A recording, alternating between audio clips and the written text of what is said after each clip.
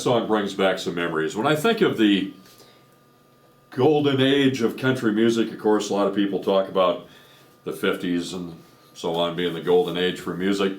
For me, the 1970s was a great decade. So many great artists came about. Mel Tillis, remember, he was dominating the charts. Eddie Rabbitt was coming on the scene. Merle Haggard had hits all over the place. George and Tammy, and of course the Man in Black, Johnny Cash. And then the outlaw movement came somewhere in the mid-1970s with Waylon and Willie and Tom Paul Glazier and all the outlaws of country music. But you know, I think the real outlaw would have been Johnny Cash. You think about it, he played the Prison in 1968. Folsom Prison Blues was a #1 hit in country and pop charts. Talk about being an outlaw. The record company did not want him to go into the prison and do the live album. He went in there without, without their blessings and did it on his own. And following year, 1969, remember the song A Boy Named Sue? That was an outlaw song about a guy getting in a fight with his dad and so on, the Shel Silverstein penned song.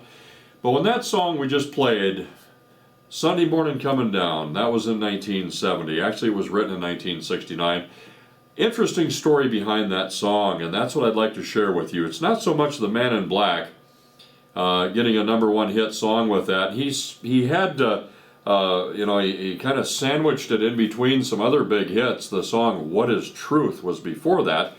And then after Sunday Morning Comin Down, the next big hit he had was Flesh and Blood. That was a #1 song too for Johnny. But the man that wrote the song, think about this, Kris Kristofferson.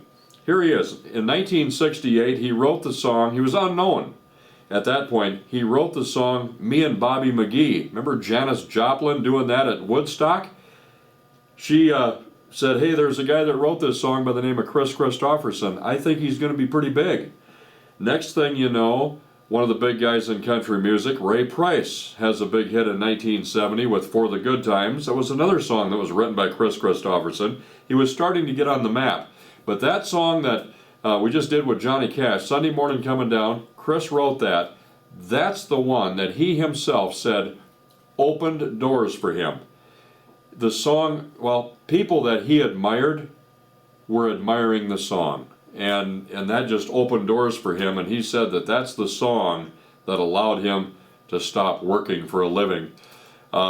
Kris was a helicopter pilot in Vietnam. He was a skilled pilot. He flew a helicopter to Johnny Cash's home in Hendersonville, Tennessee. He delivered the demo tape to Johnny via helicopter, landed it right out in his front yard, so quite a story there.